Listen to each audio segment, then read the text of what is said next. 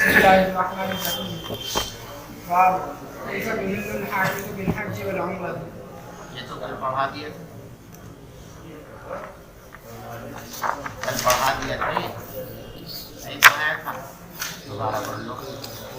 हाइज़ा औरत हज और उम्रे का इहराम किस तरह बांधे। देखो, इहराम बांधने का तरीक़ा ये है कि 2 रकात नमाज इहराम की नीयत से नफल पढ़ी जाती है। उसके बाद जो है इहराम की नीयत की जाती है और दुआ पढ़ी जाती है।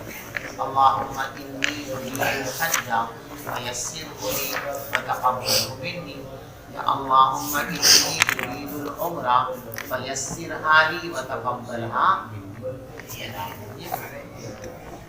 जब औरत हालत हैज़ के अंदर हो तो वो नमाज तो पढ़ नहीं सकती, लिहाजा वो नमाज न पढ़े, बगैर नमाज के ही बस ये नीयत कर ले, अल्लाहुम्मा इन्नी उरीदुल हज्जा या अल्लाहुम्मा इन्नी उरीदुल उम्रा। यानी जब औरत हालत हैज़ के अंदर हो तो नमाज उससे साबित हो जाएगी, बगैर नमाज के उसका इहराम शुरू हो जाएगा। समझ गए भाई? रिवायत पढ़ दीजिए, कई मरतबा रिवायत गुजर चुकी है, मैं पढ़ देता हूँ। वबिही क़ाल हद्दसना यहया इब्न बुकैर क़ाल हद्दसना अल-लैथ अन उक़ैल अन इब्न शिहाब अन उर्वा अन आयशा क़ालत ख़रजना मअन नबी सल्लल्लाहु अलैहि वसल्लम फ़ी हज्जतिल विदा फ़मिन्ना मन अहल्ल बिउम्रतिन व मिन्ना मन अहल्ल बिहज्जिन फ़क़दिमना मक्कह फ़क़ाल रसूलुल्लाह सल्लल्लाहु अलैहि वसल्लम मन अहरम बिउम्रा व लम युहदि फ़लयहमिल व मन अहरम बिउम्रा व अहदा फ़ला यहिल्ल हत्ता यहिल्ला बिनहरी हदीही व मन अहल्ल बिहज्जिन फ़लयुतिम्म हज्जहु। क़ालत फ़हिज़्तु फ़लम अज़ल हाइज़न हत्ता कान यौम अरफ़ा व लम उहलिल इल्ला बिउम्रा फ़अमरनी सल्लम अन अनख़ुज़ रअसी व अमतशितु व उहिल्ल बिलहज्ज व अतरुकिल उम्रा। ये है असल तर्जुमतुल बाब कि पैगम्बर अलैहिस्सलातु वस्सलाम ने हुक्म फरमा दिया, मैंने हज का इहराम बांध लिया, यानी हालत हैज़ ही के अंदर उसका इहराम शुरू हो जाएगा। इहराम के अंदर पाक होना इसके लिए ज़रूरी, इहराम बांधने के लिए पाकी का इंतज़ार नहीं करेंगे। फ़फ़अलतु हत्ता क़ज़यतु हज्जती फ़बअथ मई अब्दुर्रहमान इब्न अबी बकर फ़अमरनी अन अअतमिर मकान उम्रती मिन अत-तनईम। बाबु इक़बालिल महयिज़ व इदबारिही व कुन्ना निसाउन यबअथना इला आइशा बिद्दरजती फ़ीहल कुसुफ़ु फ़ीहा सुफ़रतु फ़तक़ूलु ला ताअजलना हत्ता तरैनल क़स्सतल बैज़ाअ तुरीदु बिज़ालिका अल-कुफ़्र मिनल हैज़ा व बलग़ बिन्त ज़ैद बिन साबित अन्न निसाअ यदऊन बिल मसाबिह मिन जौफ़िल लैल यंज़ुरन इला अल-कुफ़्र फ़क़ालत मा कानत यस्नअन हाज़ा व आबत अलैहिन्ना। देखो, इस बाब के अंदर मसला ये है कि हैज़ के इख्तिताम के सिलसिले में आदत का एतबार होगा या खून के रंग का एतबार होगा। इमाम आज़म अबू हनीफा रहमतुल्लाह अलैह और हज़रत इमाम बुखारी रहमतुल्लाह अलैह, इन दोनों बुज़ुर्गों की राय ये है कि तमीज़ बिद्दम शरीयत के अंदर मोतबर नहीं। खून की रंगत के बदलने से हैज़ के इनक़िता और वफ़ा का फैसला नहीं किया जाएगा। जो हैज़ के अय्याम हैं, उन अय्याम के अंदर किसी भी रंग का खून आए वो खून सब हैज़ में शुमार किया जाएगा। रंगत के बदलने से हैज़ के इनक़िता का फैसला नहीं किया जाएगा, जिसकी इस्तिलाही ताबीर ये है कि तमीज़ बिद्दम हमारे यहाँ मोतबर नहीं। अइम्मा-ए सलासा रहमहुमुल्लाह के नज़दीक तमीज़ बिद्दम मोतबर है, यानी उनके यहाँ खून के 6 रंग हैं। उन 6 में से कुछ अशद हैं 3 और 3 अज़ाफ़ हैं।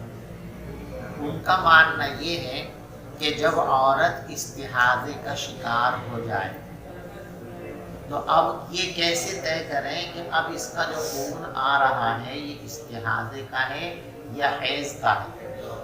इन हज़रात का मानना ये है کہ خون کی رنگت کے بدلنے سے یہ فیصلہ کیا جائے گا، مستحاضہ ہے، جب اس کو کالا کالا بہت تیز سرخ خون آ رہا ہے تو یہ مانا جائے گا کہ یہ ابھی حیض چل رہا ہے، لہذا وہ نماز اور روزہ چھوڑتی رہے گی۔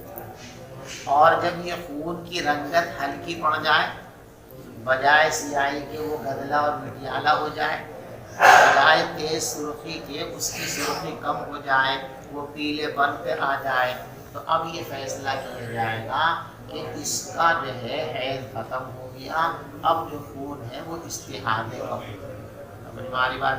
ائمہ ثلاثہ کی یہاں تمیز بالدم معتبر ہے، امام بخاری رحمۃ اللہ علیہ اور حضرت امام اعظم ابو حنیفہ رحمۃ اللہ علیہ کے یہاں تمیز بالدم معتبر نہیں ہے، یعنی مستحاضہ کو جو خون آ رہا ہے اب اس کو استحاضہ اور حیض کی تعیین کے لیے رنگوں کا اعتبار نہیں کیا جائے گا، بلکہ ہمارے یہاں جو ہے تمیز بالعادت، یعنی یہ بیماری لاحق ہونے سے پہلے اس عورت کو کتنے دن تک حیض آتا تھا، 3 دن، 4 دن، 5 دن، 7 دن، 8 دن، جو اس کے ایام عادت ہیں ان کو تو شمار کریں گے حیض، اور ان ایام کو نکالنے کے بعد اب 30 دن کی گنتی پوری کرنے کے لیے جتنے ایام ہیں ان سب کو مانیں گے استحاضہ۔ مثلا پہلے اس کی عادت 5 روز کی تھی، 5 روز تک اس کو حیض آتا تھا،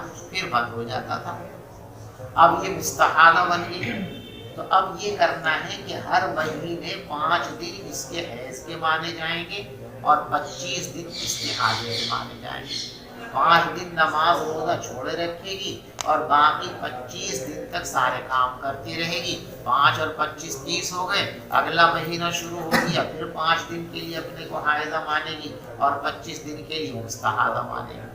تو خون اس 5 دن کے اندر پیلا پیلا سا آوے، گدلا گدلا سا آوے، کالا کالا سا آوے یا بالکل تیز سرخ آوے، اس رنگ کا کوئی اعتبار نہیں ہے، ان دنوں کے اندر جو کچھ بھی آ رہا ہے وہ سب کیا ہے شمار کیا جائے گا، رنگت کا کوئی اعتبار نہیں۔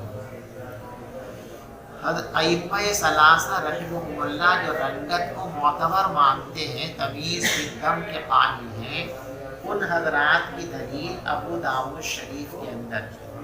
ابو داؤد شریف کے اندر ایک روایت ہے جس میں فرمایا گیا فَإِنَّهُ دَمٌ أَسْوَدُ يُعْرَفُ، حیض کا جو خون ہوتا ہے وہ بالکل کالا کالا سا ہوتا ہے اور دیکھنے سے پہچان لیا جاتا ہے۔ ان حضرات کا کہنا یہ ہے کہ حضور اکرم صلی اللہ علیہ وسلم نے خون کے رنگ کی تعیین فرمائی ہے، اگر تمیز بالدم خون کے رنگ کا کوئی اعتبار نہ ہوتا تو پھر پیغمبر علیہ السلام کے اس ارشاد کے کوئی معنی ہی نہیں، پھر کیوں فرمائیں گے کہ کالا کالا سا ہوتا ہے؟ رنگت سے حکم بدلتا ہے تبھی تو رنگت کی بات بیان کی جا رہی کہ ایسا رنگ ہو تو یوں کہیں گے ایسا، اور جب رنگت کا کوئی اعتبار نہیں ہے تو کیوں بیان کریں گے؟ بات سمجھ رہے ہیں؟ لیکن ابو داؤد شریف کی جس روایت کے اندر یہ جملہ ہے فَإِنَّهُ دَمٌ أَسْوَدُ يُعْرَفُ، اس جملے کی سند کے اندر بھی اضطراب ہے اور اس کی متن کے اندر بھی اضطراب ہے، اسی لیے حضرت امام بخاری رحمۃ اللہ علیہ اس روایت کو اپنی کتاب بخاری شریف کے اندر نہیں لائے، اور مسائل کے سلسلے میں اضطراب کی حامل روایت کو بنیاد بنا کر کوئی مسئلہ طے نہیں کیا جا سکتا، لہذا معلوم ہوا کہ حیض ختم ہو گیا یا ختم نہیں ہوا، اگر معتادہ ہے مستحاضہ تو ایام عادت کے ذریعے فیصلہ ہوگا، اور اگر مبتدئہ اور متحجرہ ہے تو پھر اس کے لیے 10 دن، پہلے تو اس کی عادت تھی لیکن عادت میں بگاڑ ہو گیا، پہلے تو بالکل فکس تھا 5 دن 6 دن آتا ہے 6 دن آتا ہے 6 دن آتا ہے، اب اچانک یہ ہوا کہ کبھی 6 دن آ گیا، کبھی 3 دن بدل ہو گیا، کبھی 8 دن آ گیا، اسی کہتے ہیں متحجرہ، تو اب اس کا حکم بھی ہے کہ عادت تو اس کی فیل ہو گئی، تو اب جو اکثر مدت ہے 10 دن، اب اس کے 10 دن مانے جائیں گے حیض کے اور 20 دن مانے جائیں گے استحاضہ کے، اور مبتدئہ کا بھی یہی حکم ہے، یعنی لڑکی ابھی بالغ ہوئی پہلی مرتبہ اس کو حیض آنا شروع ہوا، ابھی حیض کی مدت پوری نہیں ہوئی تھی، حیض منقطع نہیں ہوا تھا کہ اس کو یہ لاحقہ لگ گیا، بیماری لگ گئی، استحاضہ بھی شروع ہو گیا کہ 10 دن پورے ہونے کے بعد بھی خون وہی نہیں ہوا۔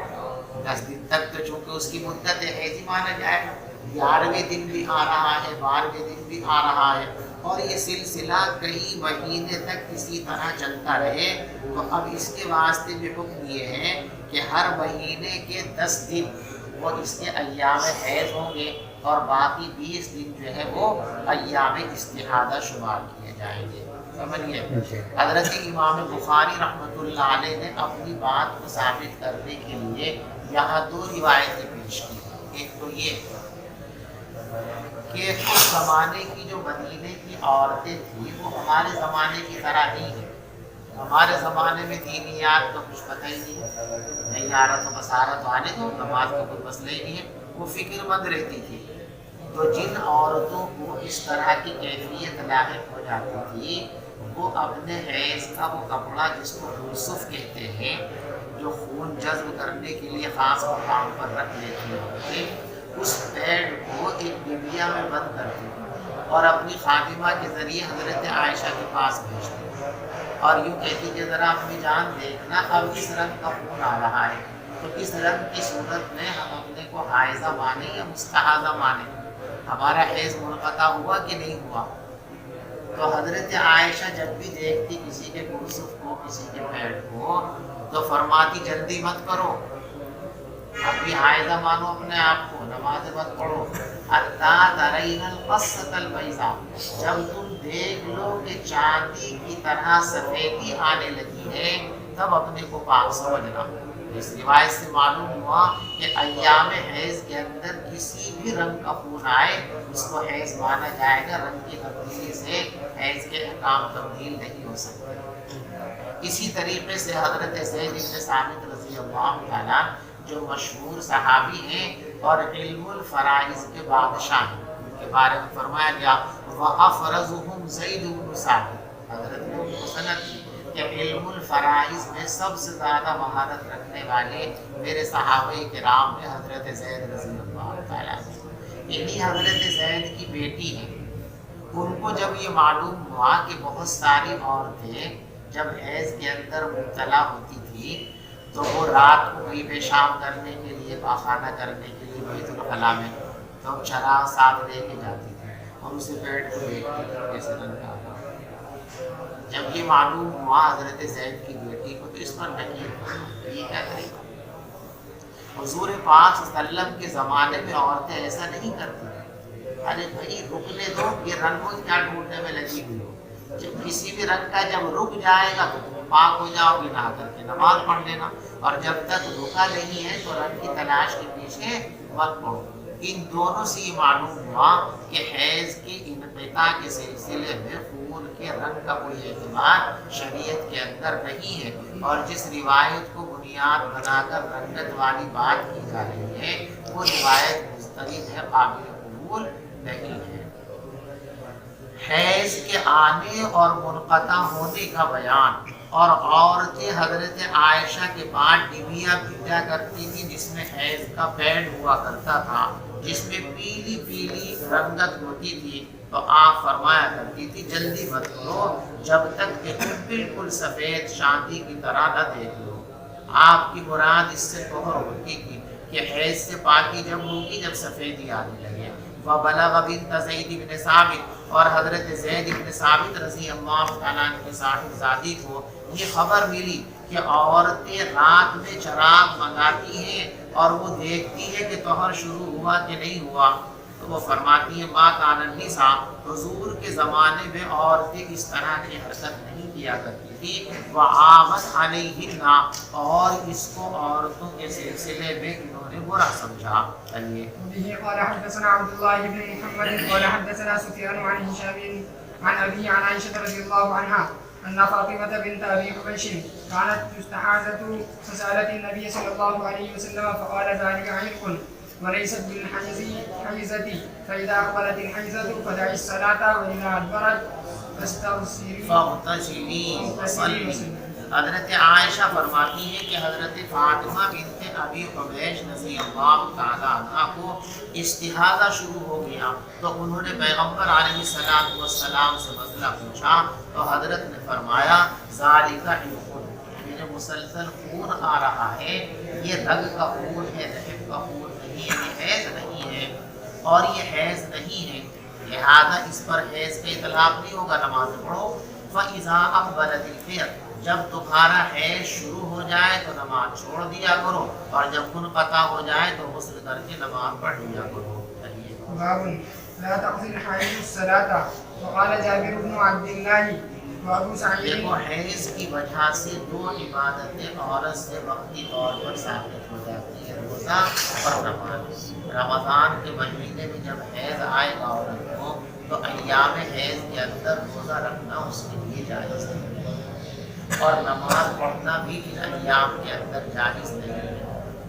روزے کے متعلق سب کا اتفاق ہے کہ اس کی باری میں قضا کریں، نماز کے متعلق سب کا اتفاق ہے کہ اس کی قضا نہیں کی جائے سوائے خوارج کے۔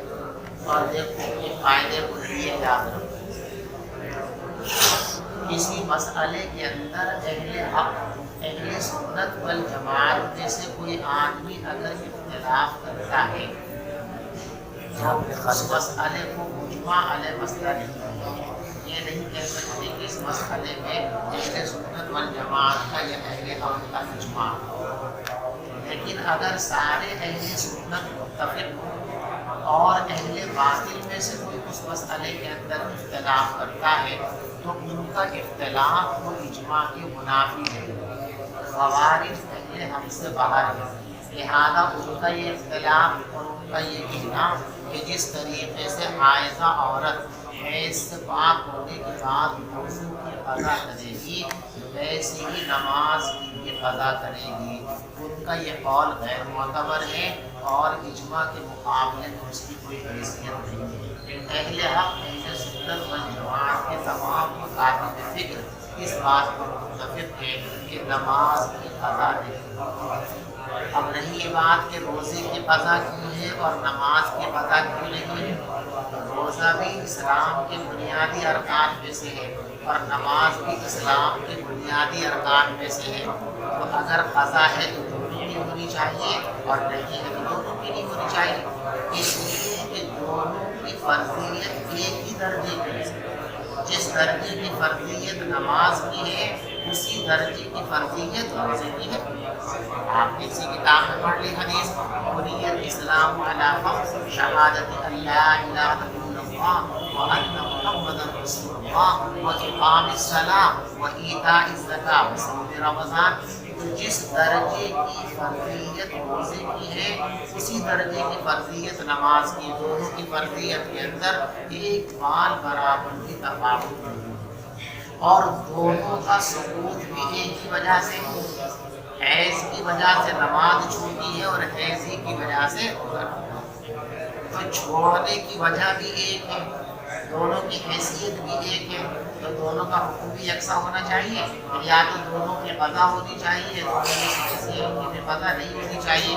جبکہ حکم شریعت کیا ہے کہ روزے کی قضا ہوگی اور نماز کی قضا نہیں ہوگی، سمجھ گئے؟ اس کی وجہ سمجھ لیجیے آپ، نماز کے اندر تکرار ہے، روزے کے اندر تکرار ہے۔ روزہ سال میں صرف ایک مرتبہ آتا ہے، ایک مہینے، اس مہینے کے چند ایام اگر اس عورت کے چھوٹ گئے 5 3 8 زیادہ 10 تو پورے 11 مہینے کی لمبی مدت کے اندر 10 روزوں کی قضا کرنا مشکل ہے۔ ہر مہینے ایک روزہ بھی اگر کرے گی تو پورا کر لے گی، کوئی مشقت، اور نمازیں پہلے سے روزانہ 5 ہیں تو 5 تو کوئی پڑھتی، اس کو مشکل ہے بیچارے کو، نے چمچی کر دی، شوہر کی روٹی کا ٹائم آ گیا، مہمانوں کے ناشتے کا وقت آ گیا، یہ 5 اس کے لیے مصیبت پریشانی ہے۔ اب 5 اور قضا کی تو 5 دوری 10 ہو گئی، حرج ہو جائے گا نا۔ اور شریعت کے بارے میں قاعدہ یہ ہے الحرج مدفوع، حرج کو دور کیا جائے۔ قرآن میں نا ما جعل علیکم فی الدین من حرج، اللہ نے دین میں تمہارے لیے تنگی نہیں رکھی۔ تو نمازوں کی قضا اگر لازم کی جائے تو عورت کے لیے حرج ہے، تو حرج نہ ہو اس لیے ان کو مکمل ثابت کرنا تھا۔ اور روزوں کی قضا لازم کرنے میں کوئی حرج نہیں ہے، کوئی تنگی نہیں ہے۔ 5-7 روزے ہیں اور اس کے پاس پورے 11 مہینے ہیں جن میں وہ ان کو پورا کر سکتی ہے، تو ایک مہینے میں ایک روزہ کون سی بڑی مشکل کی بات ہے۔ اس لیے روزوں کی قضا میں حرج نہیں ہے اور نماز کی قضا میں حرج ہے، تو اس کو جو ہے ثابت کلیتاً کر دیا اور اس کی قضا کرنی ضروری ہے۔ بات سمجھ شریف میں آ گیا آپ کو؟ پڑھ دی تھی روایت جلدی سے۔ قال حدثنا مصعب بن اسماعيل قال حدثنا همام قال حدثنا قتادة قال حدثني معاذ حدثتني معاذة أن امرأة قالت لعائشة أتجزئ إحدانا صلاتها إذا طهرت فقالت أحرورية أنت؟ ایک عورت نے حضرت عائشہ سے پوچھا کیا ہم میں سے کافی ہے اس کے لیے نماز جب وہ پاک ہو جائے، یعنی جب وہ پاک ہوگی تو اس کے بعد اس کو نماز کی قضا کرنی پڑے گی۔ حضرت عائشہ نے فرمایا تو خارجی ہے کیا؟ خارجی کو حروریہ اس لیے کہا گیا کہ ان کا مرکز ہے حرورہ نامی مقام، جیسے ختم نبوت کے جو چور ہیں جن کو ہم قادیانی کہتے ہیں، ان کو قادیانی کہنے کی وجہ بھی یہ ہے کہ ان ذلیلوں کا جو مرکز ہے وہ قادیان نامی ایک گاؤں ہے، تو اس گاؤں میں مرکز ہونے کی وجہ سے قادیانی کہلاتے ہیں۔ ایسے خوارج جنہوں نے حضرت علی اور حضرت امیر معاویہ رضی اللہ تعالیٰ عنہ سے بغاوت کی تھی، ان باقی لوگوں کا جو مرکز ہے وہ ہے حرورہ نامی گاؤں، لہذا ہر خارجی کیا کہلاتا ہے؟ حروری کہلاتا ہے، مرد ہو تو حروری، عورت ہو تو حروریہ۔ تو حضرت نے طنز فرمایا کہ تو خارجی ہے کیا؟ حروریت انتی، یا تو حروریہ ہے یعنی تو عقیدے خوارج رکھنے والی عورت ہے کیا؟ تو حضرت عائشہ نے فرمایا حروریت انتی، کیا تو خارجی ہے؟ پھر اپنا عمل بتایا۔ قد كنا نحیز مع النبی، حضور پاک صلی اللہ علیہ وسلم کے زمانے میں ہم کو حیض آیا کرتا تھا، فلا یأمرنا به، تو حضرت ہم کو نماز قضا کرنے کا حکم نہیں دیا کرتے تھے۔ یوں فرمایا فلا نفعل، ہم حضور کے زمانے میں نماز قضا نہیں کیا کرتے تھے۔ باب النوم مع الحائض وهي في ثيابها، حائضہ عورت کے ساتھ سونے کا بیان جبکہ وہ اپنے خاص حیض کے کپڑوں میں۔ اگر عورت نے حیض کی حالت میں اضافی کپڑے لگا لیے ہیں کہ اب اس کے خون کی وجہ سے مرد کے کپڑے اور بستر خراب ہونے کا اندیشہ نہیں ہے، تو اس کو اپنے پاس اپنے بستر پر اپنے لحاف اور کمبل میں لٹا سکتے ہیں۔ دیکھو سختے کا لفظ سمجھتے ہو، جواز کا مطلب یہ نہیں ہوتا کہ اسلام کو، جواز کا مطلب یہ ہوتا ہے کہ گنجائش ہے، اگر ایسا کر لو گے تو گنہگار نہیں شمار کی جاؤ گے، یہ نہیں کہ ایسا کرنا ہی چاہیے۔ لہٰذا عورت نے اپنے کپڑوں کو محتاط کر لیا، انڈر ویئر پہن لیا، بیلٹ لگا لیا، اب اس کو لٹا سکتے ہیں، یہ تو ایسا کرو، اس لیے خطرہ ہے۔ اس حالت میں بھی اس کو لٹانے کے اندر شیطان کی طرف سے خطرہ ہے کہ وہ آپ کو جمعہ کی طرف مائل کر دے اور آپ بے قافل ہو کر جمعہ کر لیں تو گناہ کا شکار ہو سکتے ہیں۔ تو ایسا کرنا چاہیے، ایسا نہیں بلکہ ایسا کر سکتے ہیں۔ کوئی جاہل آدمی اگر یہ کہے آپ سے کہ صاحب حضور پاک صلی اللہ علیہ وسلم جو کام کرتے ہیں وہ سنت ہے، اور سنت جو کام ہے وہ سب میں کرنا چاہیے۔ جب حضور پاک صلی اللہ علیہ وسلم نے اپنی بیوی کو اس طرح اپنے پاس لٹایا، یہ تو حضور کی سنت ہوگی، اور سنت پر عمل کیا جاتا تو ہمیں بھی لٹانا چاہیے، ثواب ملے گا۔ تو پہلے ہم آپ کو کتاب کے شروع میں یہ بات سمجھا چکے ہیں کہ حدیث اور سنت کے اندر فرق ہے۔ یہ بات جو بیان کی جا رہی ہے کہ رسول پاک صلی اللہ علیہ وسلم اپنی بیوی کو اس حال میں اپنے پاس لٹا لیا کرتے تھے، یہ حدیث ہے، سنت نہیں۔ اور ہمیں ہر حدیث کی پابندی کا حکم نہیں دیا گیا بلکہ ہر سنت کو اختیار کرنے کا حکم دیا گیا۔ شریف بات آ رہی ہے۔ رسول پاک صلی اللہ علیہ وسلم نے مواظبت پابندی کے ساتھ عادتاً یا عبادتاً جو کام فرمائے ہیں وہ سنت ہے، اور جو کام آپ نے کسی مجبوری میں یا کسی مسئلے کی وضاحت کے لیے یا بیان جواز کے لیے کیے ہیں وہ صرف حدیث ہے اور سنت نہیں ہے۔ جیسے حضور پاک صلی اللہ علیہ وسلم نے ایک مرتبہ ایک کوئی مرد کھڑے ہو کر پیشاب فرمایا ہے، تو یہ حدیث ہے، صحیح حدیث ہے، بخاری شریف کے اندر موجود ہے، کتابوں کے اندر موجود ہے، پیشاب نے پڑھی حدیث ہے اور اعلیٰ درجے کی صحیح حدیث ہے۔ لیکن سنت کوئی چیز حدیث ہے، حدیث ہونے سے یہ لازم نہیں آتا کہ وہ سنت بھی ہو، اس لیے کہ بہت ساری حدیثیں وہ ہیں جن میں ضرورت کا بیان ہے یا کسی مسئلے کی وضاحت ہے۔ جیسے حضور پاک صلی اللہ علیہ وسلم کے سلسلے میں ایک روایت آپ نے پڑھی مختلف کتابوں کے اندر، ابھی اس کتاب کے اندر بھی کتاب الصلاۃ کے اندر پڑھیں گے کہ ایک مرتبہ رسول پاک صلی اللہ علیہ وسلم نماز پڑھ رہے تھے اور آپ کی نمازی آپ کے پاس تھے، تو آپ نے اپنی نمازی کو کندھے پہ بٹھا لیا۔ جب تک آپ قیام میں رہتے تھے تو وہ کندھے پہ بیٹھی رہتی تھی، جب آپ رکوع میں جانا چاہتے تھے تو اس گرنے کا اندیشہ تھا تو اس کو اتار کے یہاں بٹھا دیا، رکوع کر لیا، سجدہ کر لیا، پھر دوسری رکعت کا قیام شروع ہوا، پھر اٹھا کے اس کو یہاں رکھ لیا۔ اب یہ عمل سنت نہیں ہے، اگر سنت ہوتا تو ہمیشہ آپ ایسا کرتے، یہ آپ نے ایک مسئلے کی وضاحت کے لیے کیا، اور وہ یہ ہے کہ اصل تو یہ ہے کہ نماز میں آدمی کو تمام چیزوں سے غیر متعلق ہو جانا چاہیے اور خالصتاً اللہ کی طرف متوجہ ہونا چاہیے، لیکن اگر جانی یا مالی یا متعلقین میں نقصان کا اندیشہ ہے تو ایسی صورت میں چیزوں کی طرف متوجہ ہونے سے نماز خراب نہیں ہوگی۔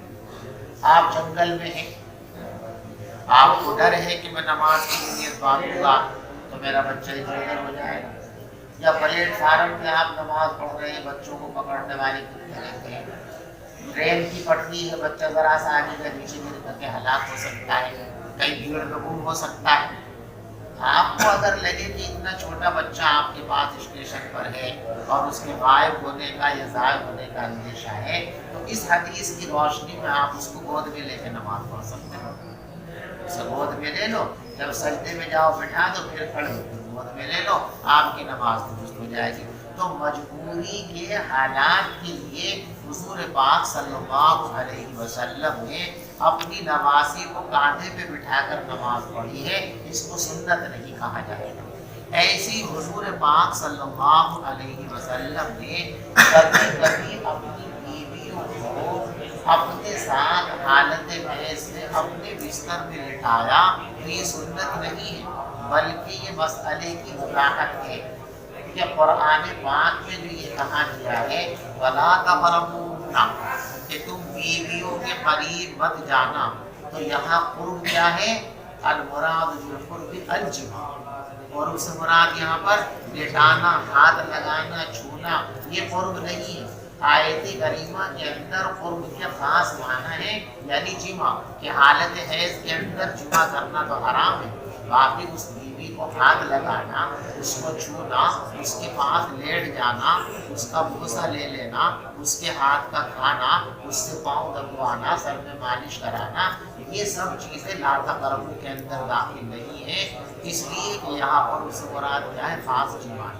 تو یہ آپ کا لٹانا یہ سنت نہیں ہے بلکہ یہ بیان جواب مسئلے کی وضاحت کے لیے ہے کہ لا تقربوهن کے اندر قرب سے مراد یہ قرب نہیں جس قرب آپ کے اندر کی کسی چیز کے نزدیک آنا، قرب کے جو مشہور معنی ہے نزدیک آنا، تو لا تقربوهن حتی یطهرن کے اندر قرب کے یہ معنی نہیں نزدیک آنا بلکہ قرب کے معنی کیا ہے؟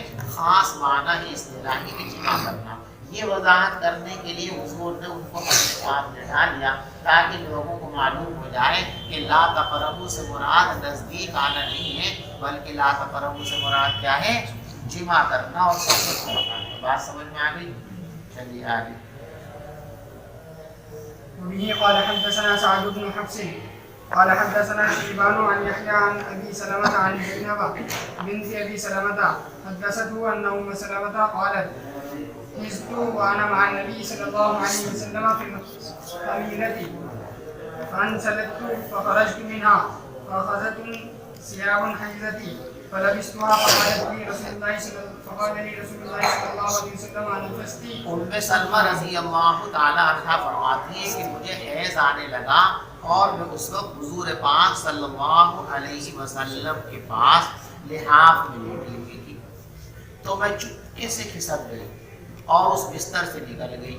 پھر میں نے اپنے حیض کے کپڑے لیے، یعنی ایام حیض کے اندر جو مخصوص کپڑے تھے وہ پہن لیتی تھی، اور جو صاف کپڑے ہوتے تھے ان کو نہا کر پہنتا کہ نماز پڑھنے میں آسانی ہو.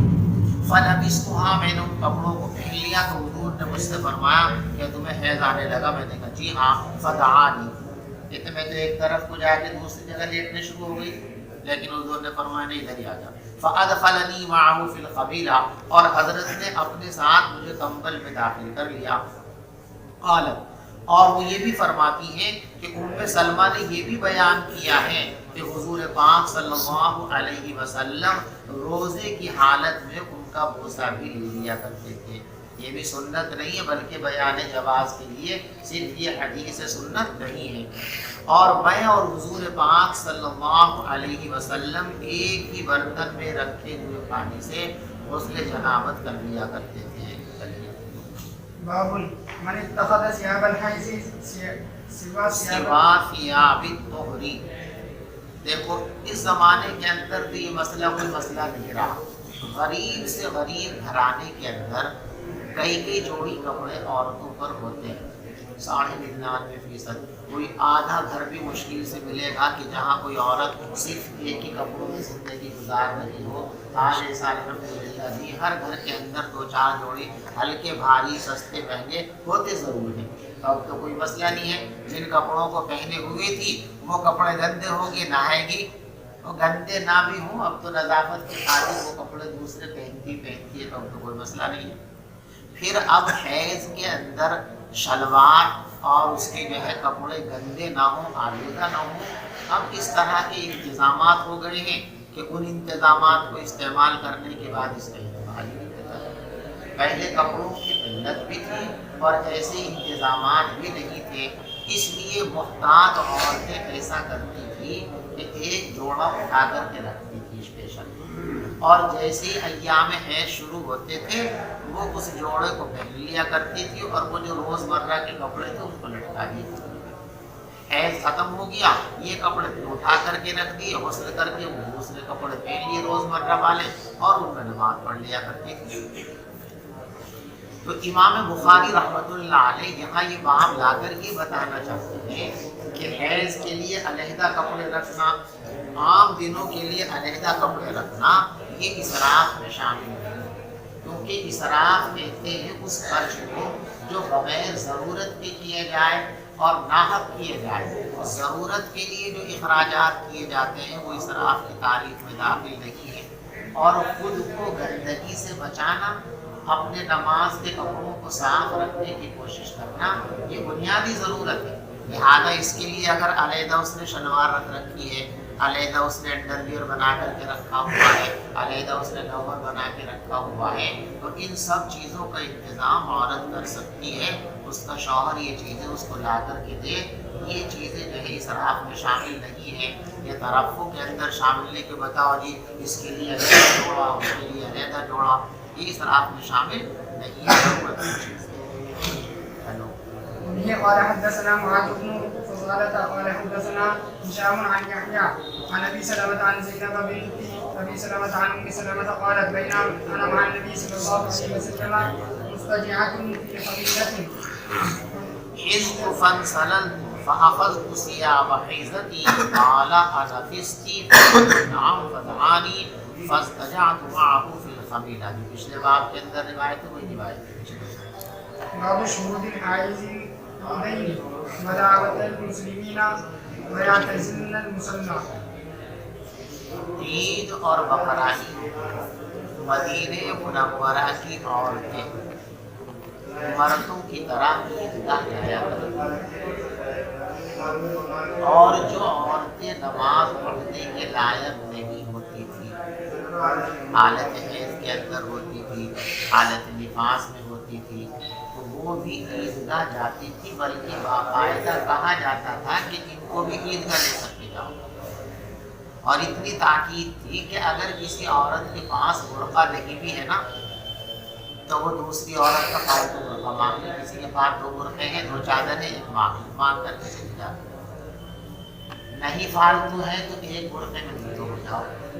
अभी जो हमारे यहाँ बुर्के के नाम पे मजाक है, सब घराने दीनदार भी होंगे, दीनदार भी मुब्तला है। अल्लाह हमारी हिफाजत फरमाए।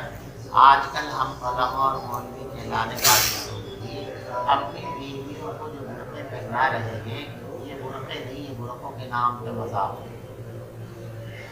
ये जो पर्दा और हिजाब रखा गया औरत के लिए और आने पाक में, इसका बुनियादी मकसद ये बयान किया गया है कि औरत की ज़ीनत और ज़ीनत की चीज़ें अजनबी लोगों की निगाह से ओझल रही। इसलिए फरमाया कि ज़रूरत की वजह से अगर बाहर निकल रही है तो चादर लपेट के निकले। अब जो ये बुर्का है तो बिल्कुल पहना नहीं जाता, बल्कि उसको मढ़ा जाता है, ज़बरदस्ती उतारा जाता है। वो सारे नशे व फराज ज़ेर-ओ-बम सब नज़र आता है, तो क्या फ़ायदा उस बुर्के का।